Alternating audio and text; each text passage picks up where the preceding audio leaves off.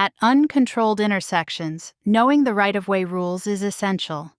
In this video, we'll explain each rule simply so you always know who goes first and stay safe on the road. Rule 1. When one car arrives first. Let's start with the first rule.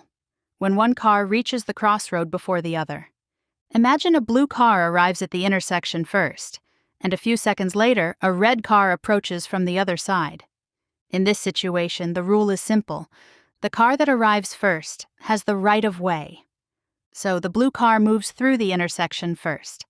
The red car must slow down and wait until the blue car has cleared the intersection before proceeding. Following this rule keeps traffic moving smoothly and safely.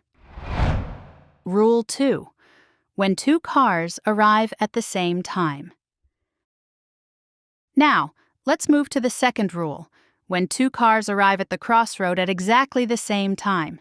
Picture a blue car on the right and a red car on the left. In this case, the rule is straightforward. Always yield to the car on your right. Since the blue car is on the right, it goes first. The red car waits patiently until the blue car clears the intersection and then proceeds safely. This simple rule reduces confusion, prevents accidents, and keeps traffic flowing in an organized and predictable way. So, here's what to remember. Rule 1. If one car arrives first, it goes first. Rule 2. If both cars arrive at the same time, the car on the right goes first.